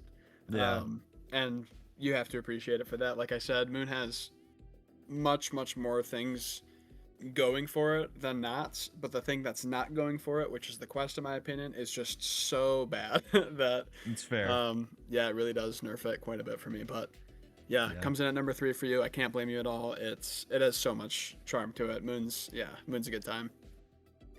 My number 3 is going to be a map that is it's in a lot of people's S tiers. I actually remember when I was like getting back into zombies, I was watching people like, I know Greg FPS, I think this is his favorite map ever.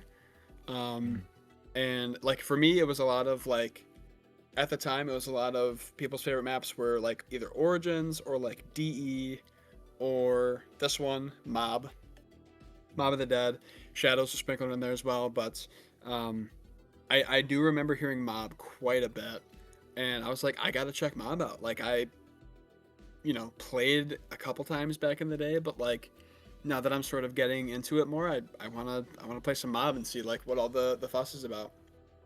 Yeah. And to your point, you made a lot of great points. I think you did a great sort of summary of it earlier. Like atmosphere off the charts, intro cutscene's amazing. I love the whole theme of it with like mobsters on Alcatraz that are trying to escape. As somebody who, via my dad having like 5 total movies that he'll cycle through, somebody that's seen Shawshank Redemption 100 times, I have a great appreciation for Mob.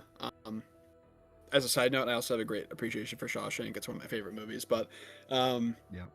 yeah, just great atmosphere, great intro cutscene. Obviously, the crew itself is so fun, and it's just like dripping with lore. Um, I really do appreciate every single room in Mob. Like, I think the map as a whole tells a really good story. To your point, the afterlife system, just another thing that we just never saw before to that point, and we've seen like I think Beast mode was like a sort of similar concept in Shadows, but we really Yeah. haven't seen anything similar to it since. Um, I do wonder if Treyarch could try something like that again, but that's sort of a conversation for a different day. But Afterlife mode, I love the fact that you, as a ghost, open up different areas of the map that you can't access as a player. Just a fun, like such a fun idea, and like unique way of opening up different parts of the map. Obviously, it's sort of like an infinite. Like if you are good at the game, it can be like an infinite revive system. But just it's just a one of those things where it's just another unique, fun way to play the game, and yeah, all of that. I mean the acid gat as well. It's a great wonder weapon. Has the monkey bomb effect and just looks amazing. Dude, the acid gat mixed with electric cherry, that's just so iconic. I don't know, like when I think of Yeah. Mob, introduction of electric cherry, by the way, not only is like the perk itself great, but the play on words with electric chair and then electric cherry, Yeah. just chef's kiss there. Um, Even though quest wise it is redundant, I love the fact that we fly to the Golden Gate Bridge and we think we're like out. Like it pump Yeah. fakes you and like makes you think that you're leaving. And then of course you crash, sort of I guess like symbolism of thinking that you're like breaking the cycle, but like not really. Yeah. I guess depending on how the quest goes, but um yeah, and then you're on the bridge, and like the getting back to the main island is the electric chairs that bring you back. Like, dude, I don't know, man. Mob just has so much sick stuff going on with it. I obviously it's number 3 for me, so of course I adore it. But um, similarly to Moon, um, the Easter egg holds it back for me. It's to your point. I think you summarized it really well. You just kind of go to the Golden Gate Bridge 3 times, and then try to kill the weasel. Whether that works or not, obviously depends from each game. I think it's kind of cool that it's 2 different endings. Not that like you get a different cutscene or something, but Yeah. just a cool little this or that for the end. Yeah. Um, I love the collecting the like audio log thing for the Mhm. final step though. Very much a fan of that. Um, Hell's Retriever was fun, filling up the dogs with the souls and then getting that. I think that's another small little tidbit that adds some charm to Mob. But yeah, like I said, overall, I think they crushed every single thing with Mob besides the quest, and the quest is just it's not it for me. So yeah, for those reasons, it sort of balances out to being number 3 on my list Yeah, and for those reasons, that's why blood is so much better. because it did the opposite. It uh, basically made a quest too too complex for a lot of people. But sure. yeah, I definitely appreciate blood. So hot take. Although I think it's becoming less of a hot take as time goes, I like blood more than Mob. Yeah. Yeah. And Which that's as someone that's never done the blood quest, like as just a casual gameplay. Oh, I do love it's it, so and the good. story stuff with both and how they tie together is so cool too. Yep. Um, neither of us mentioned Brutus somehow. Yep. Brutus pretty damn sick. Obviously, a sort of like precursor to the Panzer in a way, but Brutus has like personality and story to him, and he's locking shit up as he follows you around, which is super neat. Oh, what did I want to say?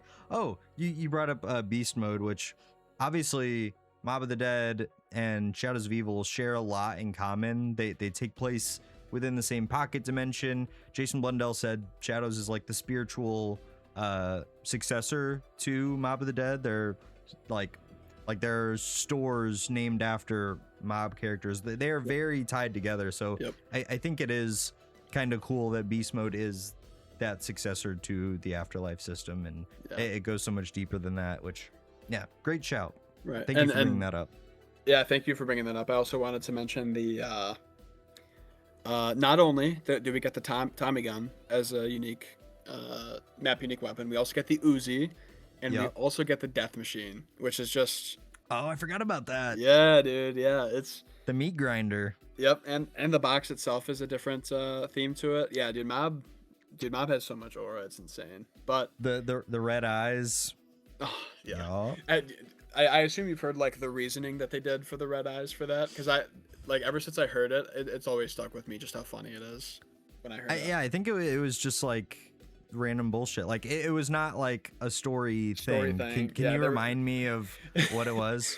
Yeah, so for anybody that doesn't know, just one of the like tidbits that I remember hearing, and it's stuck with me since, just because it's one like.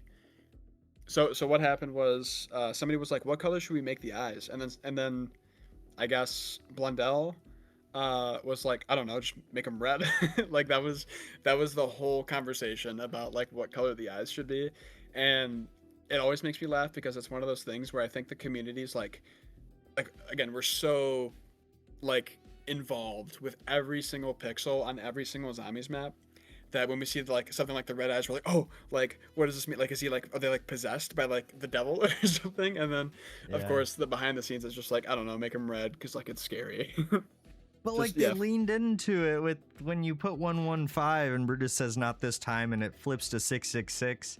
Like it was definitely like not so crazy of us, and it sort of became like canon that the eye color was to some extent important. I mean, there's a reason that they did it with like obviously the Nuketown thing, and they brought the red eyes back in Grod Krovi. I think it sort of landed on like red eyes means either like it's like a Monty Shadow Man thing.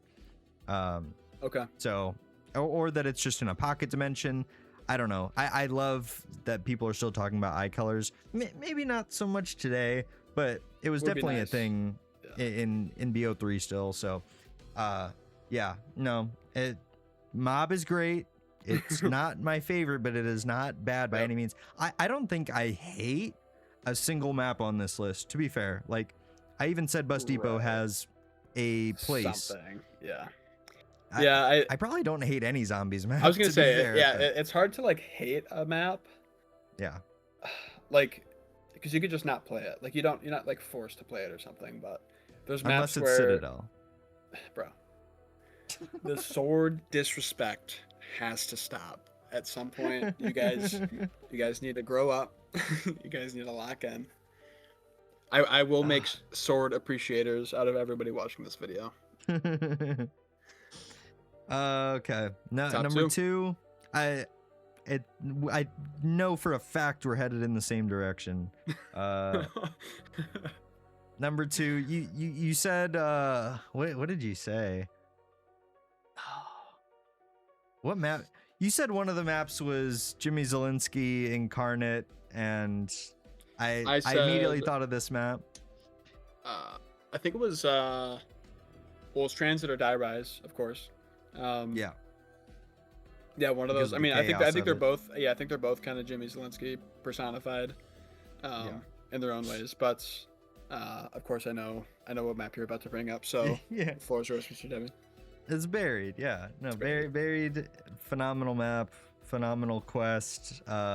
Two of my all-time favorite steps with Round Infinity and Sharpshooter.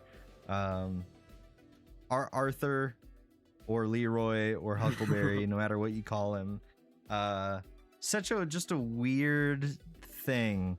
I feel like we were just talking about this map because we just did our DLC 3 ranking video. Yeah. And I was thinking that too, because I think when we talked about Shangri-La, I was like, I'm getting deja vu for some reason. But yeah, no, Buried's phenomenal. The Wonder Weapon, the Paralyzer, very. It's weird. It doesn't aesthetically fit the map like at all to me, but in usage, it is perfect. Like just little things of like getting over the rocks and stuff, and making all these little hops to create shortcuts. So neat. Obviously, like the infinite ammo sort of thing. It was kind of like the early answer to the jet gun, and it was definitely better than the jet gun. It didn't break on you, but wasn't perfect. Obviously, like it stops functioning at whatever round, but very fun, very unique, and I love that about it. Is the only special weapon on the map the new model the Remington new model army, the pistol. That's one. Is the Executioner specific to Buried as well? No. Is it? It's not. I don't think it's on every map though. I thought it was on Transit at least. I feel like I've used it on Town or something. You could be right. Yeah, but yeah, the Remington is. Yeah, I love that as like a map specific. I feel like there's another one. Why do I think there's I know, one? I did too. Is it the A94? No, that's a wall weapon on Diarize. Oh yeah, that's true. What is it? I don't know. But that pistol obviously fits the map super duper well. The time bomb, you can't talk about Buried without bringing up the time bomb. Just chaos. Absolute chaos. I made, because I was a PlayStation player, and PS3 was free back in the day, I made a troll account just to get on and mess with people in Grief or on Buried with the time bomb. That's crazy, bro. I know. And even without the trolling, like it is a very neat piece of equipment. So like, would they ever do something like that today? I feel like they'd be scared to, because like I feel like they'd be so worried about like the bugs and the leaderboard and XP and weapon level, and I feel like they'd be afraid it would break stuff that they wouldn't even do something like that today. I might be wrong. I would love to be wrong, but in the, no pun intended, the Wild West of zombies back at that time, it was the perfect thing to kind of throw in here. Again, not aesthetically fitting, really, but it was Zelensky's final map. Vonderhaar helped out, and I think it created gold. You can use it to get a free. I think you can use it to get 2 free perks from the ghosts. They're ghosts. They're not witches. Don't at me.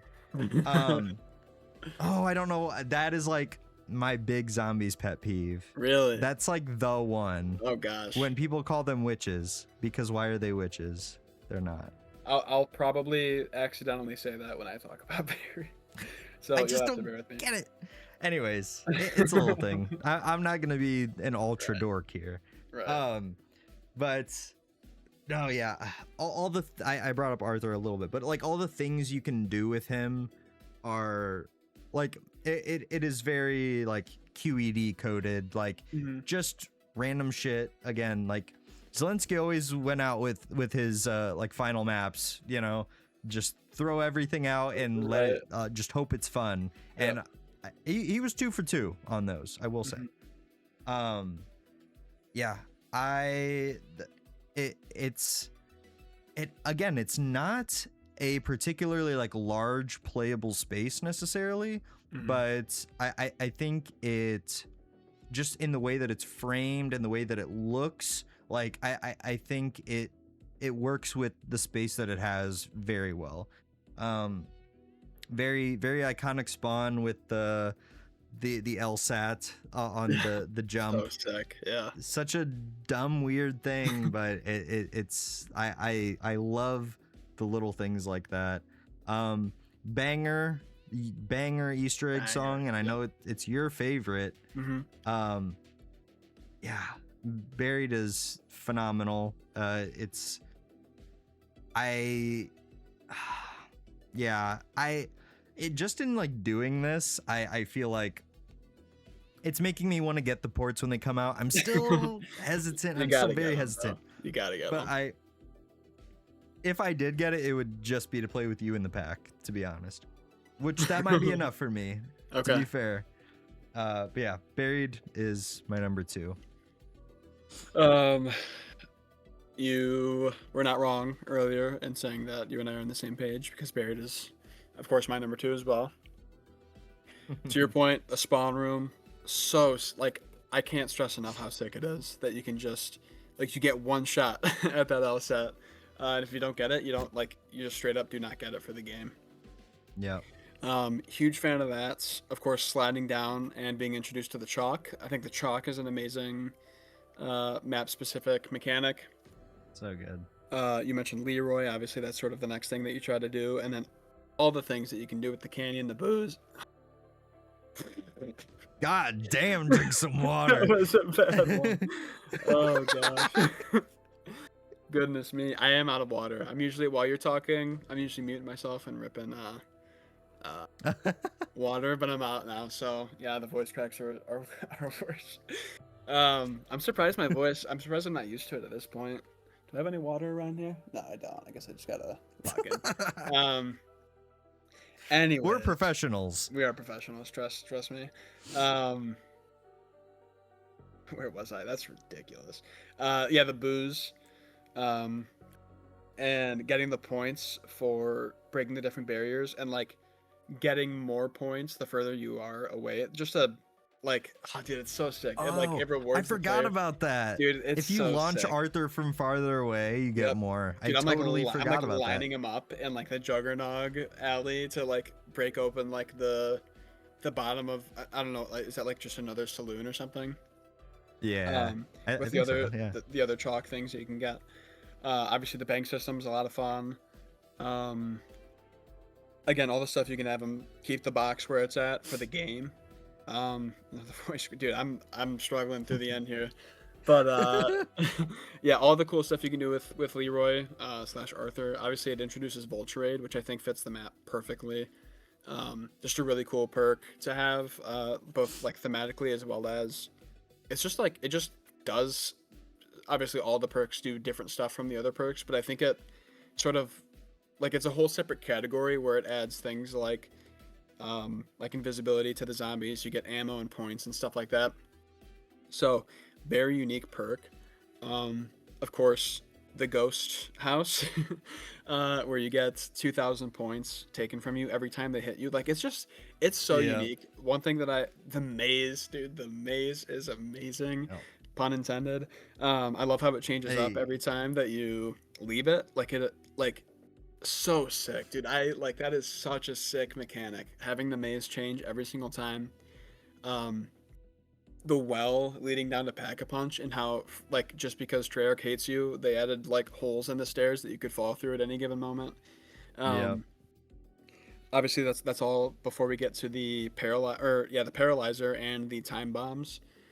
I love how the paralyzer lets you, like, not only does it kill zombies, and it's not, the strongest wonder weapon, but it looks amazing. The effect it has is amazing. I love how you can see the little like ticker thing that tells you like when you're about to overheat it, so to say. Yeah. But also, obviously, you can navigate the map in a different way that you couldn't do previously, the maze included. And then time bombs, trolling your friends, or just like oh, dude, I love the time bomb. Getting an extra perk from the ghost house, of course. I don't know, man. It just works. Like, there's so much stuff where it's just craziness, but it all ties in together, and it works so well. Dude, it's amazing. The sort of like tunnel cave things, like sort of at the top of the map there. It's amazing. Breaking open the well in the maze to get back to spawn, dude. It's so sick. I've said it before, but I'm going to say it again. Buried is the most unique map of all time, and I just love it so much for that. I've said it before this as well. when we get the ports, Buried's the map I'm like most excited to get to first. So, Yeah. dude, I'm jonesing to play some Buried. It's crazy. So, comes in at number 2 for me, of course. Number 1, I'll let you speak on it first, Mr. Devi. You and I have the same number 1, and for very good reason. It's Origins. It's gotta be Origins. It's gotta be. Yeah, Origins.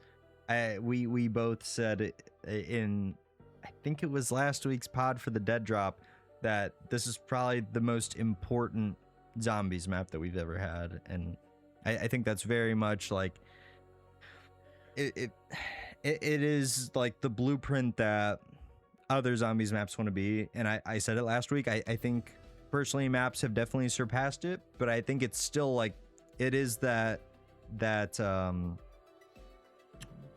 words are just leaving me. We are professionals, damn it. We are It is the professionals. bar. It is the gold standard Yep. that you seek to at least be close to or on par with. Yeah, it was. You got your elemental wonder weapons with the staves, which they're all pretty good. They're all pretty damn good. So some of them are stronger than others. Yep. But I think they all have their own personalities in just getting them and in upgrading them. I need a guide every single time. I don't care. Unique equipment with the G strikes. I mean, it's just a souped up monkey bomb that fits the map extremely well. The melee, the 1-inch punch, and then the glitched version to make it elemental. Yep. That didn't they keep that in BO3? I'm not sure. I'm not sure. Maybe. But yeah, just like it is very much like all the bells and whistles. Like you can be stacked up with a fully upgraded staff, your melee, your G strikes, a shield on your back, the drone. You have the other side of the staff to revive your friends if they need it. Like you are, and surprisingly, like with all of that, Origins can still be difficult because of things like the panzers, the mud. Yep. Like it's such a time. It is. I think it is a very well balanced map. Now if you go in expecting it to be an experience like, you know, you're gonna get smashed. Sometimes literally. Like Origins is just phenomenal. Everyone remembers their first round 8 with the Panzer. Yep. Like that damn sound. The 1,000-foot robots, iconic. So iconic, dude. Oh my gosh.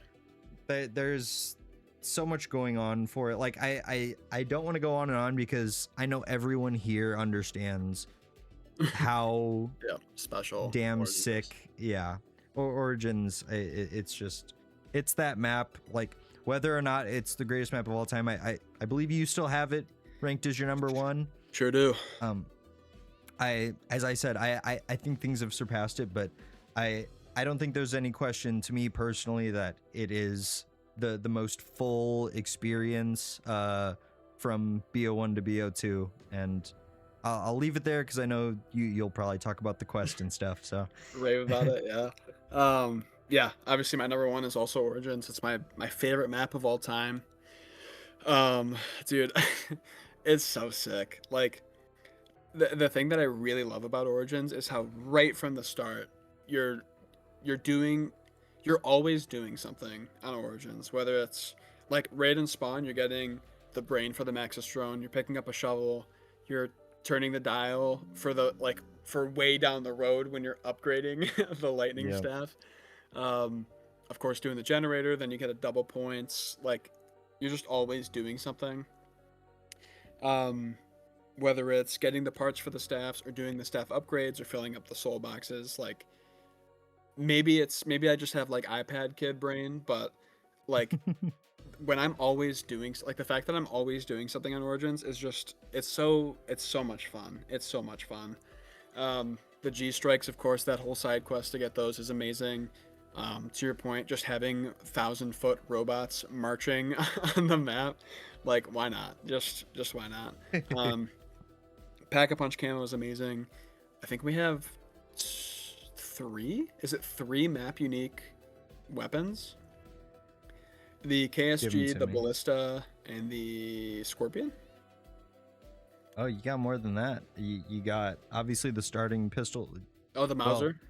How could I forget the the Mauser? Mauser, the MG08. Yeah. There's Is a that lot it? going for Origins. Yeah, so five. We have five. At least. Yeah, at least five. Yeah, map specific weapons, all amazing. The staffs are incredible. Even though like they're extremely powerful. Obviously, they're not like Apothecon Servant level powerful, but Yeah. the quests and the upgrades for them are amazing, and they're so unique from each other. Like it's not like you're doing the same thing, but it's yellow instead of purple or something. Like it's Yeah. very unique puzzles. I also have to look up a guide every time I do it. If I was smart, I would probably just set some time aside to learn the different codes and stuff. But alas, I am lazy and let the other people do work. Let people do the work for me instead of me learning it myself. Give Milo his next dollar, man.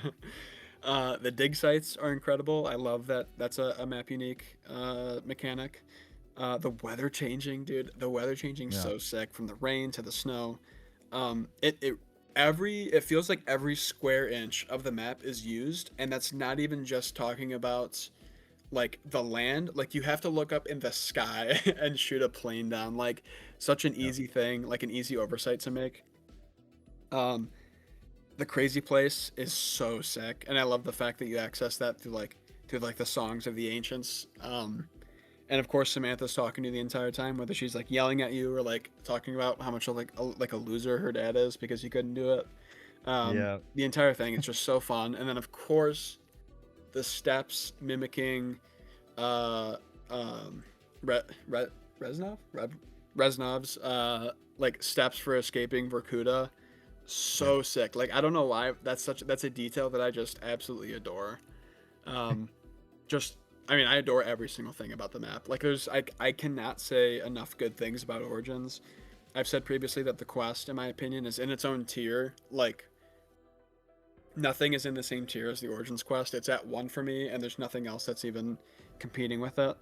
Um, Dude, it's amazing. And again, I've played BO3 Origins for a while now, and I'm really excited to get back into BO2 Origins when these ports come over. So yeah, that's my long, I guess, glazing of Origins. Obviously, it was a little bit scatterbrained, but that's kind of what happens when I really, really like a map. So, um, yeah, man, Origins, it's special, and it's oh, dude, I just want to play Origins now. um, Origins and Barry, those are going to be the go-tos. But of course, to put a bow on this, Origins is coming in at number one for me. Yeah. Yeah. I think we had a lot more crossover in our lists than I thought we would. Like Yeah. at least in ordering, they were pretty damn lined up. Some differences here and there, but Yeah, I'm trying to think. I think the yeah. big different were like Die Rise. I think Moon we were pretty different on. Moon Rob a Transit, little bit. or no, we were pretty close on Transit actually, which I was Yeah. surprised by. I thought you were a Transit guy. Maybe I'm just I love Transit. It's fair. great. I have fun on it. Okay. Yeah, no, BO1 and BO2 were great times. Okay. But yeah, that's our list. We do have some dead drops to get into. Yeah, we do. First up is gonna be we only have two. We only have two to be fair. First up is gonna be Justice. Wait, no, we have three. Damn it. We have three dead drops for sure. Okay, first up is gonna be Justice. Who asks, if you had to fight COD Zombies IRL, what's the highest round you think you could get to? Chorobsy, do you want to go first? I would get to 999 because I would easily adapt to the situation. No, on a real note though, probably 31 and then exfil. No, I obviously two jokes and neither of them were funny. But like probably round like I don't even know. I guess I have to think about how many like real life zombies I would be able to take out. I've never shot a gun, so we'd probably be Yeah. I'd be one of the early ones out.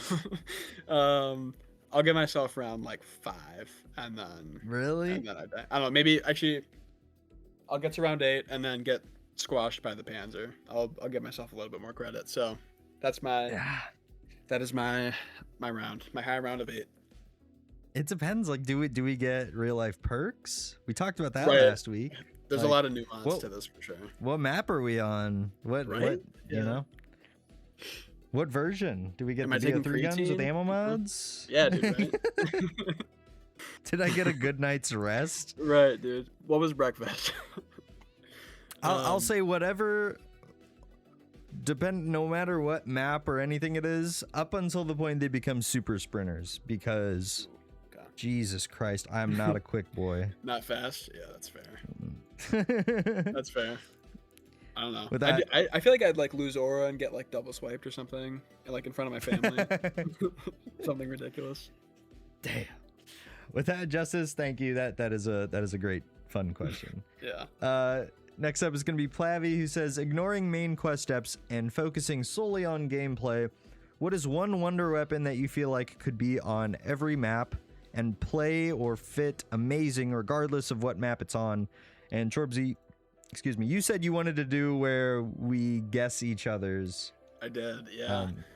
Okay. Do you want to do I guess yours and then you go? Yeah. Yeah. Yeah. So you guess mine, and then I'll say it, and then I'll guess yours, and then you say it, what it actually is. Okay.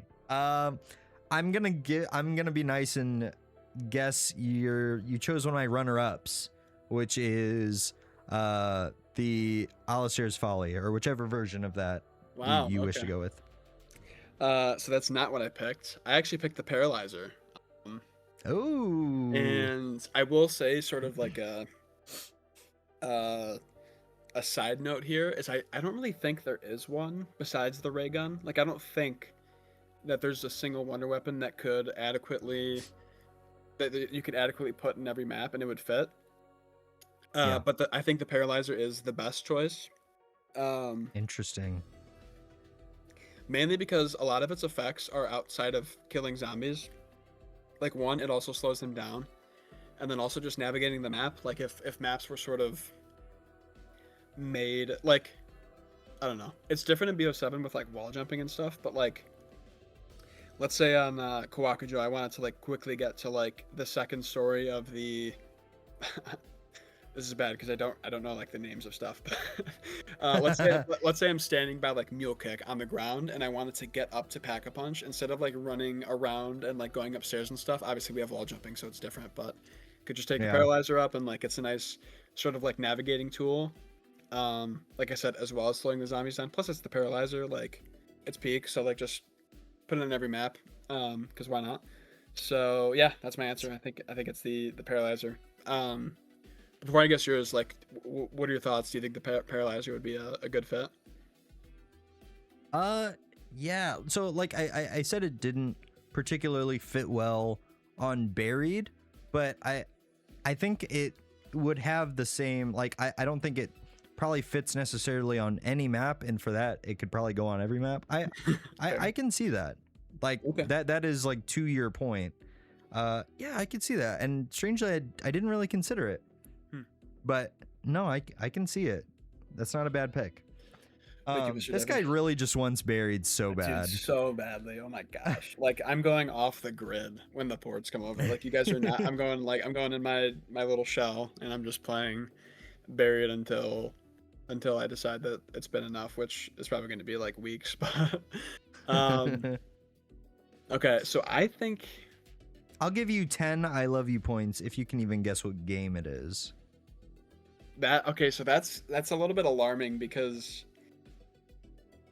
I feel like you would say that if the game was like, I guess maybe one of the more niche ones. Maybe. So my original guess, this isn't my official guess because now I'm changing it since you mentioned that.